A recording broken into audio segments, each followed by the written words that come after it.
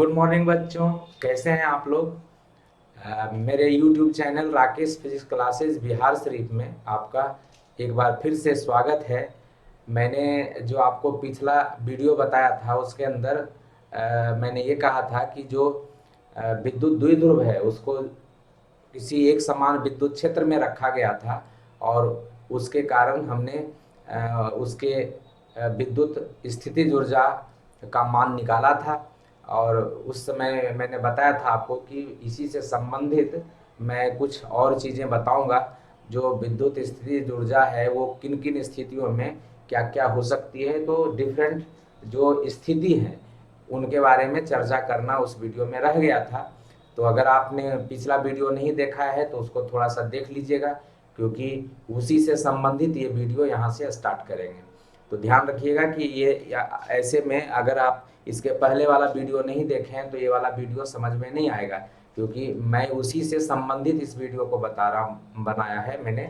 और मैंने कहा भी था पिछले वीडियो में कि चूंकि वीडियो थोड़ा लंबा हो रहा था तो मैंने बोला था कि उस वीडियो में मैं उसको बताऊंगा जो इसके अंदर रह गया है। तो मैंने पोटेंशियल एनर्जी निकाला था कि जो विद्युत द्विध्रुव है वो किसी एक समान विद्युत क्षेत्र में रखा गया था। एक समान विद्युत क्षेत्र है आपका, मान लीजिए ये एक समान विद्युत क्षेत्र हमने बनाया है ना। और एक समान विद्युत क्षेत्र में हमने क्या किया था, तो एक विद्युत द्विध्रुव को रखा था, है ना। और विद्युत द्विध्रुव का ये हमने यहाँ पे माइनस क्यू लिया था, इसको प्लस क्यू लिया था, याद हो तो आपको।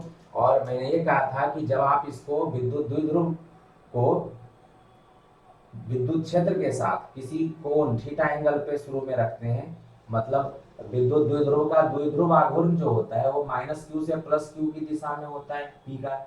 और पी क्या कर रहा है, तो विद्युत क्षेत्र के साथ कोण थीटा बना रहा है ना।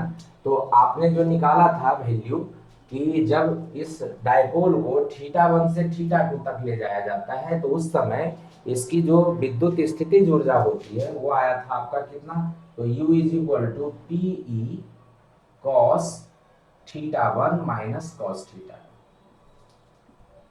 है ना। मैंने पिछले वीडियो में ये बताया, इसलिए पिछला वीडियो देखना आपको जरूरी है। मैंने कहा था कि अगर मान लीजिए आपका जो डायपोल है शुरू में थीटा 1 है ना, ये जो विद्युत क्षेत्र के साथ एंगल बना रहा है थीटा 1 बना रहा है, ये इसका सेंटर है। और इसको मैं घुमा करके इस पोजीशन से थीटा 2 कर दूं, कुछ इस तरीके से मैं इसको थीटा 2 कर दूं, है ना।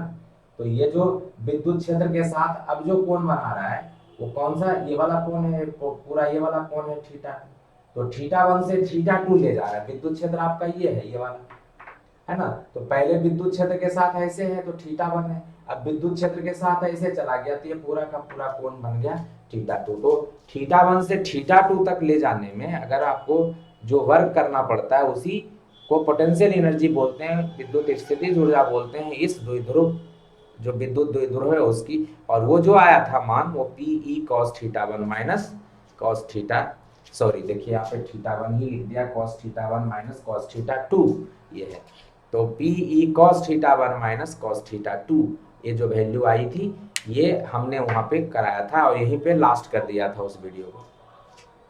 तो हमने क्या कहा था कि जो उसका आगे वाला जो है वीडियो उसके अंदर बताएंगे कि ये जो थीटा 1 है और थीटा 2 का मान है वो अलग अलग अगर हो जाए तो जो आपका विद्युत द्विध्रुव है उसके अंदर पोटेंशियल एनर्जी कैसे बदलता है ना। तो वो अलग अलग स्थितियों का हम चर्चा करेंगे अभी। तो जैसे केस 1 अगर हम बोलते हैं यहाँ पे, पहली बात तो ये है कि अगर मान लीजिए इनिशियल पोजीशन जो है आपका थीटा 1 है ना, ये ध्यान रखना है कि अगर इनिशियल पोजीशन जो है वो थीटा 1, कहने का मतलब ये वाला ये डायपोल ऐसे नहीं होकर के ऐसे रहता, इनिशियल पोजीशन में ही 90 पे रहता, तो थीटा 1 को 90 लेते, है ना। और थीटा 2 जो बाद में ले जाते वो वहां से थीटा ले जाते। तो आप पहला केस लिख सकते हैं कि, या इसी में लिख सकते हैं कि यदि यदि पहली स्थिति जो हमने कहा था इनिशियल पोजीशन, ठीक है ना, या प्रारंभिक स्थिति कह सकते हैं, वहां पे हमने प्रारंभिक और अंतिम बोला है। यदि प्रारंभिक स्थिति इनिशियल पोजीशन जिसको बोलते हैं थीटा 1 है ना, ये 90 डिग्री हो, तथा अंतिम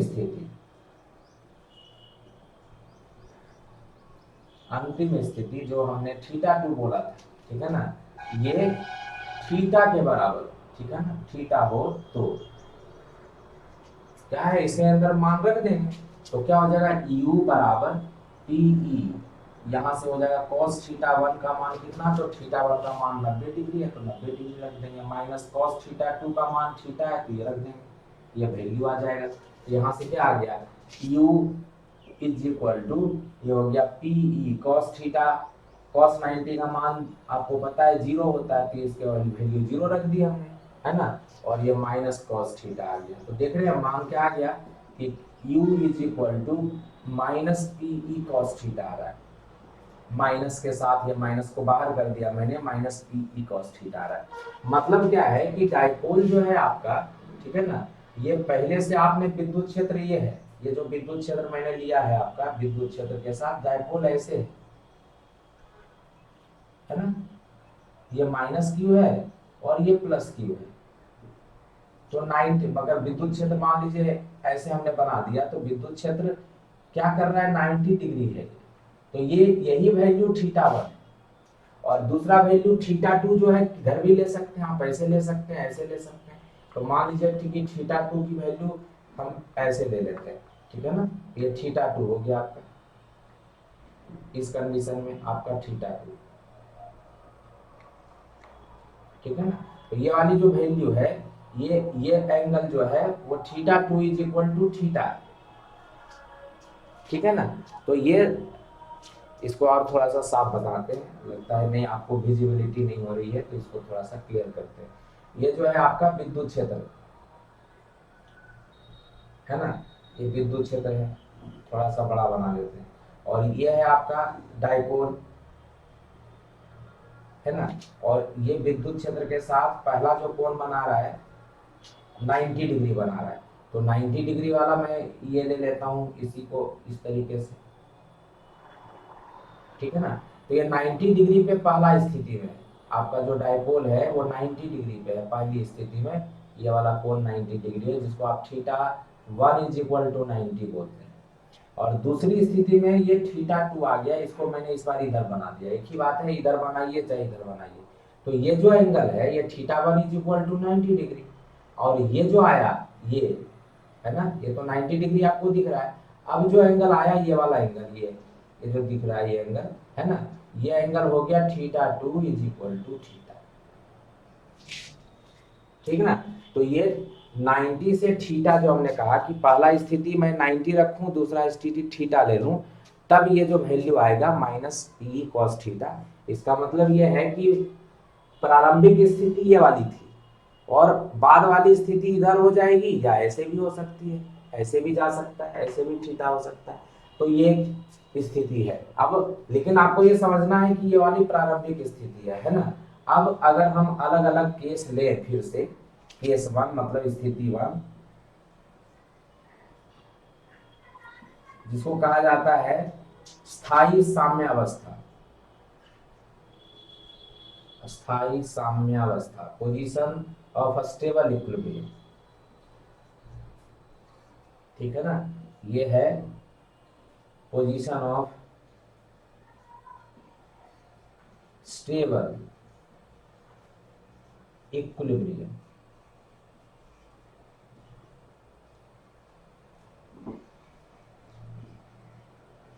पोजीशन ऑफ स्टेबल इक्विलिब्रियम, ठीक है ना। तो इस कंडीशन में अगर आप देखेंगे तो आपको पता है कि जब भी कोई डाइपोल या जब भी कोई भी ऑब्जेक्ट स्थायी होता है तो उसकी एनर्जी बहुत कम होती है, या पोटेंशियल एनर्जी है, इसका मतलब ये वाली एनर्जी माइनस में है, तो माइनस में जब मैक्सिमम एनर्जी होगी तो माइनस में, मतलब माइनस में जितना ज़्यादा होगा उतना एनर्जी उसका कम हो जाएगा, तो जितनी एनर्जी किसी भी ऑब्जेक्ट के की कम होती है उसका स्टेबिलिटी मतलब स्थायित्व तो ज़्यादा होता है ना। तो स्टेबल कंडीशन में एनर्जी हमेशा किसी भी चीज़ का कम होता है, डाइपोल है इसका भी एनर्जी कम होगा, कैसे निकालेंगे, तो ये U जो है वो कितना के इक्वल होगा, तो उस केस में थीटा स्थायी कंडीशन में जो थीटा है तो कह सकते हैं कि थीटा का जो वैल्यू होता है वो 0 डिग्री होता है। 0 डिग्री होगा तो आपको पता है cos 0 का वैल्यू 1 मैक्सिमम होता है ना। और उस केस में ये जो u है ये वैल्यू मिनिमम हो जाएगी। Therefore cos theta is equal to क्या हो जाएगा 1 हो जाएगा cos 0 डिग्री, और cos 0 डिग्री का मान 1 होता है। देयरफॉर u जो होगा वो u मिनिमम हो जाएगा, है ना, न्यूनतम हो जाएगा। ठीक है, मिनिमम का मतलब न्यूनतम, और ये कितना हो जाएगा minus PE into 1 cos theta है तो cos 0 हो जाएगा, है ना, cos 0 डिग्री हो जाएगा, और ये वैल्यू हो जाएगा माइनस पीई के। तो स्टेबल इक्विलिब्रियम में जो u होता है u मिनिमम होता है, और u मिनिमम कितना होता है तो माइनस पीई के इक्वल होता है। इसी को कहते हैं कंडीशन ऑफ स्टेबल इक्विलिब्रियम या पोजीशन ऑफ स्टेबल इक्विलिब्रियम में थीटा का वैल्यू 0 डिग्री होता है।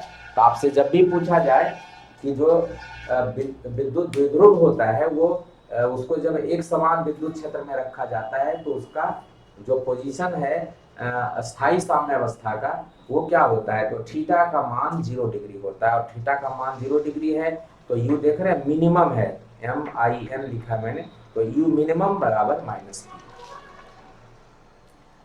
हमें आशा है कि आपको ये समझ में आ रहा होगा, क्योंकि मैंने क्या कहा कि अस्थाई साम्यावस्था है। अस्थाई साम्यावस्था का मतलब है उसके अंदर एनर्जी कम हो गया। अब कैसे ये इसको और भी हम एक्सप्लेन कैसे कर सकते हैं, तो ये कह रहा है थीटा का वैल्यू 0, थीटा किसके साथ बन रहा था तो विद्युत क्षेत्र के साथ बन रहा था। ये देख ही रहा है आपको कि ये विद्युत क्षेत्र आपने लिया है तो विद्युत क्षेत्र के साथ ये थीटा कोण बना रहा है। अब जरा देखिए तो अगर थीटा का कोण अगर 0 डिग्री हो जाए तो आपका डायपोल कैसे होगा, क्यों इस साम्यावस्था में कहा जाता है।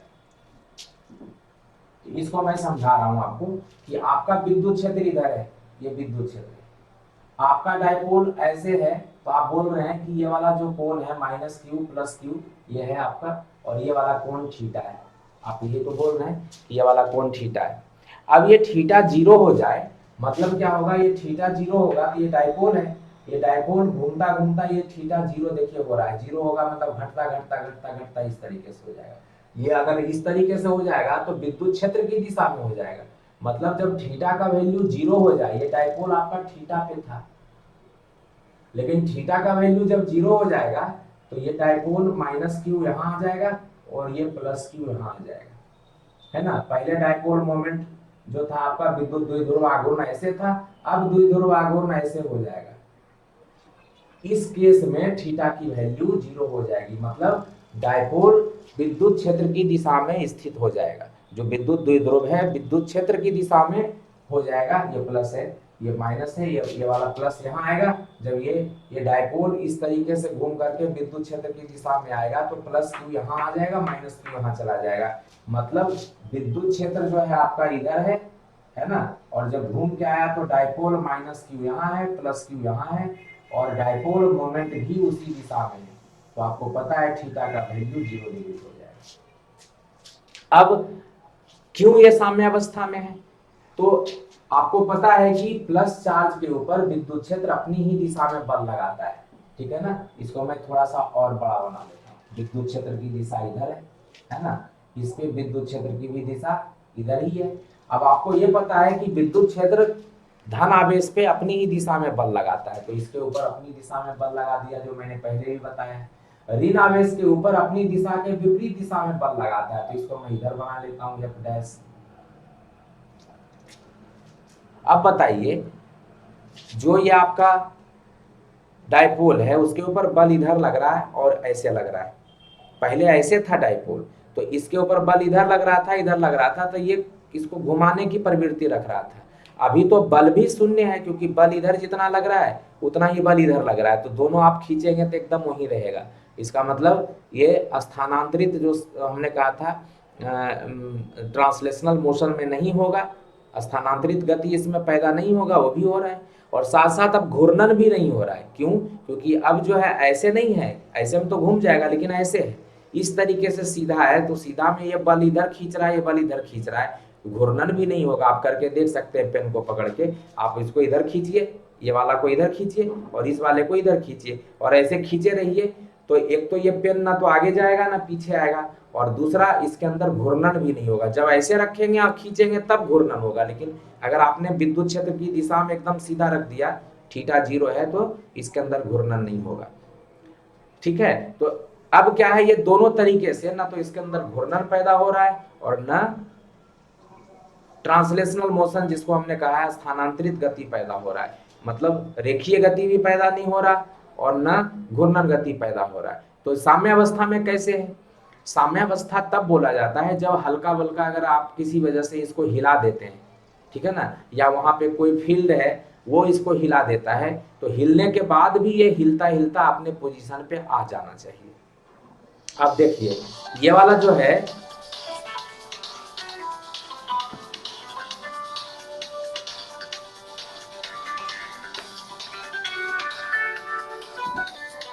जस्ट ए मिनट थोड़ा सा।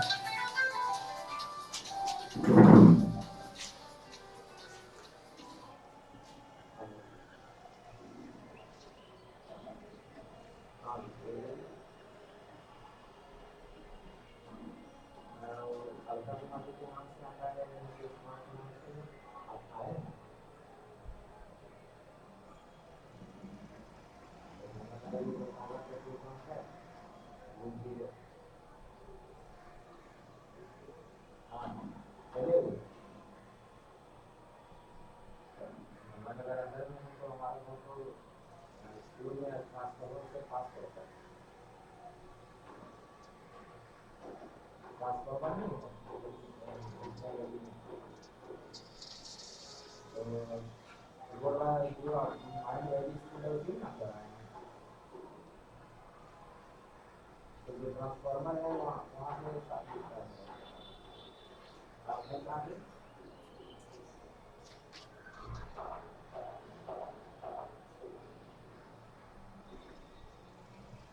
आपको थोड़ा आना पड़ेगा, थोड़ा क्लास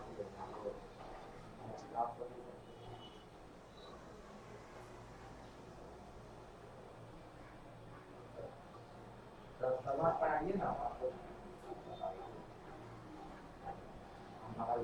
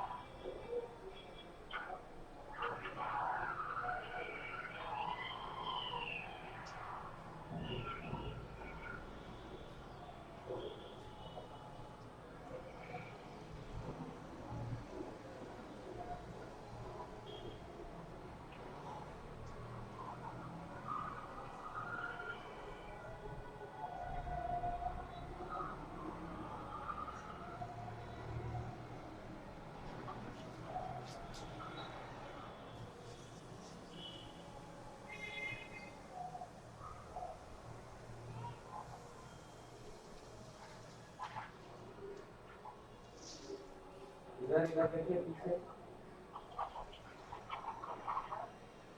इधर देखिए पीछे आप ऊपर ऊपर इधर इधर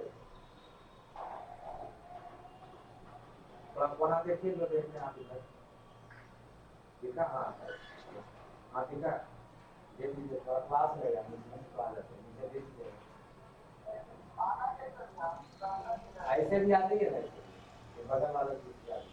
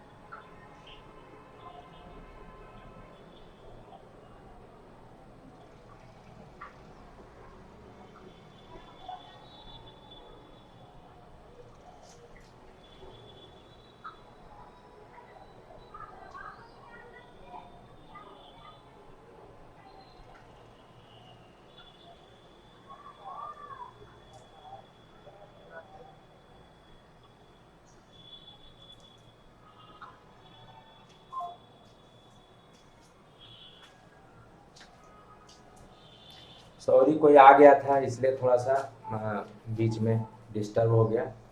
तो मैं ये कह रहा था कि जो ये मिनिमम जो एनर्जी आती है वो किस वजह से आती है। तो यहाँ पे देख रहा है आपको कि ये जो जब मैंने इसको इसके ऊपर फोर्स लगता है इस डायरेक्शन में विद्युत क्षेत्र की दिशा में लगता है, इसके ऊपर विद्युत क्षेत्र के विपरीत दिशा में लगता है। तो जब आप दोनों को खींचेंगे तो ना तो इधर जाएगा ना इधर जाएगा। और किसी वजह से अगर आपने इसको हल्का सा हिला दिया तो मान लीजिए ऐसे है, ये जो आपका डाइपोल है वो इस तरीके से हिल गया तो ऐसे हो जाएगा। मान लेते हैं हिल गया तो इस तरीके से हो गया। अब इस तरीके से जब होगा तो इसके ऊपर फोर्स दिख ही रहा है आपको, ये वाला फोर्स ऐसे होगा तो फोर्स इसके ऊपर इधर लगेगा इधर लगेगा, है ना, ऐसे लगेगा पहले भी जैसे हो रहा था। तो इसके ऊपर फोर्स उधर लगेगा उस डायरेक्शन में खींचेगा और इसके इस डायरेक्शन में खींचेगा।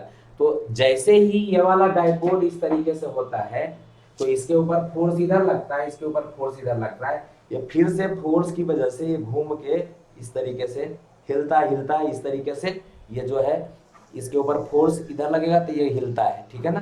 मतलब ये वाला फोर्स इसको इधर लाएगा, ये वाला फोर्स इधर लाएगा, मतलब ये घूमना शुरू कर देगा, धीरे धीरे धीरे धीरे घूमता घूमता फिर से विद्युत क्षेत्र की दिशा में आकर के अस्थिर हो जाता है। मतलब ये इसलिए अस्थाई साम्यावस्था में है क्योंकि इसके ऊपर जो लगने वाला बल है वो उसको वापस जब किसी भी वजह से उसके अंदर विस्थापन होता है तो उसको वापस विद्युत क्षेत्र की दिशा में स्थित कर देता है। और इसीलिए इसको हम अस्थाई साम्यावस्था कहते हैं। मतलब हल्का हिलने मिलने से भी वो अगर किसी वजह से वो वहां से डिस्टर्ब भी हो गया तो भी वो अपनी स्थिति में वापस आ जाता है, इसीलिए अस्थाई साम्यावस्था बोलते हैं ये जो है, ठीक है ना। तो स्थितिमान में जब थीटा का मान 0 डिग्री है तो अस्थाई साम्यावस्था कही जाती है। खूब पूछा जाता है आपसे 1 नंबर के क्वेश्चन में कि जो अस्थाई साम्यावस्था की जो कंडीशन है, शर्त है, वो क्या है, तो थीटा बराबर 0 डिग्री है, ठीक है ना, ध्यान रखिएगा। Theta is equal to 0 degree पे अस्थाई साम्यावस्था होता है। अब दूसरा जो है अनस्टेबल इक्विलिब्रियम, जिसको आप कहेंगे पोजीशन ऑफ अनस्टेबल इक्विलिब्रियम, स्थिति 2, ठीक है ना। अनस्टेबल, इसको अनस्टेबल अस्थाई साम्यावस्था ऑफ अनस्टेबल इक्विलिब्रियम, ठीक है ना, पोजीशन ऑफ अनस्टेबल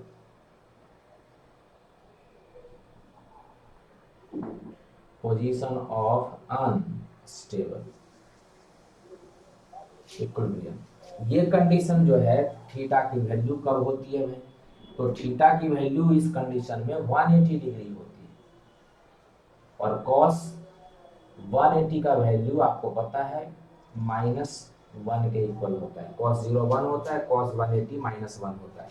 तो यहाँ से क्या हो जाएगा, यहाँ से आपका u जो होगा वो हो गया -PE, है ना, cos 180 डिग्री, और ये हो गया -PE इंटू -1, तो यहाँ से आ गया u का वैल्यू +P। तो ये मैक्सिमम होता है, जैसे आपने अभी बोला मिनिमम, तो ये मैक्सिमम हो गया है ना। अधिकतम वैल्यू होती है जो ये होती है, क्योंकि आपको पता है कॉस का मान अधिकतम +1 होता है। तो ये कॉस जो आता है उसका अधिकतम मान ये है, इसलिए हमने यहाँ पे लिखा मैक्स, यू मैक्स MAX बराबर +E, मतलब अधिकतम मान ये है, ठीक है ना। इसको आप ऐसे भी लिख सकते हैं, यू अधिकतम, वहां न्यूनतम, ये अधिकतम, तो कितना अधिकतम भाई, तो +PE, मतलब PE है ना। और ये जो है इसको कहा जाता है पोजीशन ऑफ अनस्टेबल इक्विलिब्रियम। तो क्यों कहा जाता है अस्थाई साम्यावस्था, तो इसमें भी अगर देखिएगा तो 180 डिग्री है। आपने क्या किया, जो आपका जो डाइपोल है ना, ये विद्युत क्षेत्र ये है आपका, है ना। विद्युत क्षेत्र के साथ जब ये इस तरीके से था -Q+Q, तो मोमेंट, डाइपोल मोमेंट इधर है, जिसको विद्युत द्विध्रुव आघूर्ण कहते हैं। तब आप कह रहे थे थीटा का मान 0 डिग्री, जस्ट इसके पहले वाला, है ना। अब थीटा का मान 180 डिग्री हो जाएगा तो क्या होगा, ये वाला जो +Q है एकदम घूम करके इस तरीके से आ जाएगा, है ना। थीटा का मान 0 डिग्री क्यों है, क्योंकि P और E सेम डायरेक्शन में है। अब मैं +Q को, इस +Q को घुमा करके यहाँ ले आऊं तो -Q घूम के यहाँ चल जाएगा, ये देख लीजिए, ऐसे घुमा करके इस तरीके से ले आ रहे हैं, तो ये अगर माइनस क्यू को घुमा के यहाँ कर दें और प्लस क्यू को घुमा के यहाँ कर दें ये, तो थीटा का मान 180 डिग्री हो जाएगा। और थीटा का मान 180 डिग्री होगा तो डायपोल मोमेंट का भी डायरेक्शन बदल जाएगा, क्योंकि डायपोल मोमेंट जो विद्युत द्विध्रुव आघूर्ण होता है किधर होता है, माइनस क्यू से प्लस क्यू की दिशा में, तो ये हो जाएगा। अब तो साफ साफ ही दिख रहा है, P इधर है, E इधर है, तो दोनों के बीच का कोण थीटा जो है 180 डिग्री बन ही रहा है, थीटा बराबर 180 डिग्री है ना, ये आ रहा है। अब ये जो है अस्थाई साम्यावस्था अनस्टेबल इक्विलिब्रियम क्यों कहा जाता है, तो इस बार देख लीजिए इसके ऊपर जो बल लगेगा वो विद्युत क्षेत्र की दिशा में लगेगा, ऐसे लगेगा, नहीं प्लस है तो प्लस धनावेश के ऊपर विद्युत क्षेत्र अपनी दिशा में बल लगाता है। तो देख लीजिए इसको मैं अलग से बना देता हूँ, धनावेश ये है प्लस क्यू, तो इसके ऊपर विद्युत क्षेत्र अपनी दिशा में बल लगाएगा, इधर एफ हो गया है ना, ये एफ हो गया, और माइनस क्यू हो गया अब यहाँ, तो इसके ऊपर विद्युत क्षेत्र अपनी दिशा के, विद्युत क्षेत्र इधर है तो विद्युत क्षेत्र अपनी दिशा के विपरीत दिशा में बल लगाएगा, मतलब एफ डैश इधर लगेगा। अब इस बार जरा देखिए, तो आपका ये पेन है, इसके ऊपर फोर्स ये जो प्लस क्यू है इसके ऊपर फोर्स अंदर लग रहा है, ये इसको इधर खींचेंगे, इसे दबाएंगे, और इसके ऊपर फोर्स इधर लग रहा है, मतलब आप इस एंड को इधर दबाइएगा अंदर और इसको भी दबाइएगा अंदर, दोनों अंदर दबा रहे, तो भी दिख रहा है कि एकदम ना तो इधर जा रहा है, ना इधर जा रहा है, ना इधर जा रहा है, दोनों एकदम वहीं पे रुका हुआ है, और ना ये घूर्णन प्रभाव पैदा कर रहा है, तो घूर्णन प्रभाव भी पैदा नहीं हो रहा, और न स्थानांतरण प्रभाव या रेखीय प्रभाव, रेखीय गति पैदा हो रहा है, ना घूर्णन गति पैदा हो रहा है, ना रेखीय गति पैदा हो रहा है, मतलब ये ना तो ऐसे जा रहा है आगे पीछे जा रहा है और ना घूम रहा है इस तरीके से। लेकिन अगर हल्का सा इसको हिला दीजिए तब क्या होगा, अब हल्का सा हिला दें तो दिखना आपको कि दोनों जो है ये काला वाला जो प्लस है इसके ऊपर भी फोर्स अंदर लग रहा है और इसके ऊपर भी फोर्स अंदर लग रहा है। अब इसको मैं हिला देता हूँ ऐसे, अब देखिए जब हिलेगा तब भी फोर्स क्या होगा, इसके ऊपर अंदर लगेगा, ऐसे हिला दिया तो अब इसके ऊपर फोर्स जब अंदर लगेगा तो इसको अंदर खींचेंगे ऐसे, और इसको भी अंदर खींचेंगे ऐसे, तो देखिए ऐसे जैसे ही आएगा और आप इसको इधर खींचिएगा, इसको इधर खींचिएगा तो ये घूमने की टेंडेंसी रख रहा है, तो ये इस तरीके से घूम जाएगा, है ना, और घूम जाएगा तो ये जो है ये देख लीजिए आपका ये वाला है, इसके ऊपर फोर्स अंदर लग रहा है, जैसे ही आप इसको हल्का सा हिलाएंगे इसके ऊपर तो देख रहे हैं इसके ऊपर फोर्स अंदर लग रहा है, तो इसके ऊपर फोर्स उधर लगेगा, ऐसे लगेगा, और इसके ऊपर फोर्स इधर लगेगा, तो ये इस तरीके से फोर्स लगने की वजह से घूम जाएगा, और घूमता घूमता ये विद्युत क्षेत्र की दिशा में आएगा, क्योंकि विद्युत क्षेत्र की दिशा में जब ये आएगा तो इसके ऊपर बल उधर ही लगेगा, तो ये 180 डिग्री से फिर से घूम जाएगा। हल्का सा अगर हिलेगा तो उसको फोर्स जो लग रहा है उसको घुमा करके और विद्युत क्षेत्र की दिशा में जो साम्यावस्था की स्थिति पहली वाली थी उसमें लेके चला जाएगा, और इसलिए इसको कहा जाता है अनस्टेबल इक्विलिब्रियम, क्योंकि इसके अंदर जो आपका कभी भी थोड़ा सा अगर आपने उसके अंदर हिलाया डुलाया तो वो अपने पोजीशन से 180 डिग्री पे रोटेट कर जाता है, इसलिए इसको हम अस्थाई इक्विलिब्रियम, अस्थाई जो है आपका साम्यावस्था कहा जाता है, पोजीशन ऑफ अनस्टेबल इक्विलिब्रियम कहा जाता है। तो पूछता है आपसे कि पोजीशन ऑफ अनस्टेबल इक्विलिब्रियम कब होता है, तो theta is equal to 180 degree, और एक कंडीशन जब है कि मैं थीटा को 90 डिग्री पे कर दूं, तीसरा कंडीशन जो है आपका, ठीक है ना, स्थिति 3, तो if theta is equal to, यदि थीटा का मान 90 डिग्री, यदि थीटा बराबर 90 डिग्री, तो cos थीटा का मान cos 90 हो जाएगा, और cos 90 का मान तो 0 होता है। इसका मतलब ये हो गया कि u अगर आपने ये लिया है तो u theta is equal to 90 पे हो जाएगा p e cos 90 डिग्री, जो कि 0 के equal, minus P E cos 90 degree, जो कि 0 के इक्वल आ रहा है। तो इससे क्या पता चलता है कि U 0 आ रहा है, मतलब पोटेंशियल एनर्जी यहाँ पे 0 आ रहा है, और 90 का पोजीशन इलेक्ट्रिक फील्ड के साथ, इलेक्ट्रिक फील्ड ये है, डायपोल ऐसे है, तो यहाँ पे minus Q, sorry plus Q, और यहाँ पे माइनस क्यू, और डायपोल मोमेंट का डायरेक्शन P इधर, दोनों के बीच का ये कोण 90 डिग्री। तो इस पोजीशन में जो आपका स्थितिज ऊर्जा है ना, ये वाला इसके अंदर 0 होता है। तो क्यों ऐसा होता है, तो ये भी आपने समझा कि ये जो डाइपोल है आपने जब ऐसे रखा है, इसका मतलब क्या है, ये जो डाइपोल है आपका, आपने अगर इस तरीके से रखा है इसको, है ना, इस तरीके से रखा है इसको 90 डिग्री, तो इसका मतलब है डाइपोल को आपने, जब भी आपने स्थितिज ऊर्जा पढ़ा है तो आपने क्या समझा था कि चार्ज को हम कहाँ से लाते हैं, अनंत से। अब अनंत से जब लाते हैं तो ये वाला और ये वाला तो एकदम एक ही सीध में है ना, ये जो एक ही लाइन के ऊपर है, परपेंडिकुलर है, मतलब एक ही लाइन के ऊपर है। इसका मतलब इस चार्ज को जब हम लाएंगे अनंत से तो सेम ही दूरी लाना पड़ेगा, इसको भी लाएंगे तो सेम ही दूरी लाना पड़ेगा, मतलब इसमें जितना वर्क करना पड़ेगा इसमें उतना वर्क मिलेगा, क्योंकि ये प्लस आवेश है। तो प्लस आवेश के ऊपर विद्युत क्षेत्र अपनी दिशा में बल लगाता है, लेकिन इस माइनस के ऊपर अपनी दिशा के विपरीत दिशा में बल लगाता है। तो एक के ऊपर जितना काम करना पड़ेगा दूसरे से उतना काम मिलेगा, मतलब दोनों मिल करके टोटल यहाँ पे जो वर्क होता है जीरो होता है। मतलब पोटेंशियल एनर्जी आपसे पूछा जाए जीरो, जो पोटेंशियल एनर्जी होता है स्थितिज ऊर्जा जीरो कब होता है, तो theta is equal to 90 degree पे, मतलब जब विद्युत क्षेत्र के साथ आपका जो इलेक्ट्रिक डाइपोल है वो 90 डिग्री पर स्थित है, मतलब डाइपोल मोमेंट जो विद्युत द्विध्रुव आघूर्ण है और विद्युत क्षेत्र के बीच कोण बन रहा है 90 डिग्री, तब ऐसी स्थिति होती है ना। तो ये ध्यान रखने की बात है हमेशा, ठीक है ना।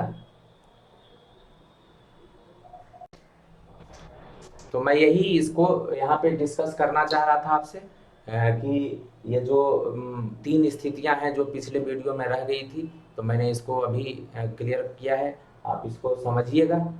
और इसके बाद हमारा ये टॉपिक करीब करीब ख़त्म होता है। उसके बाद हम लोग कंडक्टर के बारे में थोड़ा सा करेंगे कि कंडक्टर का प्रॉपर्टी क्या होता है, और इससे जो जुड़े प्रश्न हैं, ठीक है, न्यूमेरिकल प्रश्न कुछ करेंगे, और उसके बाद हम कंडक्टर करेंगे। तो नेक्स्ट वीडियो में इससे जुड़े कुछ प्रश्न आपको बताऊंगा, और जो कि इम्पोर्टेंट प्रश्न है, उसके बाद हम आगे चलेंगे, ठीक ना। तब तक के लिए बाय।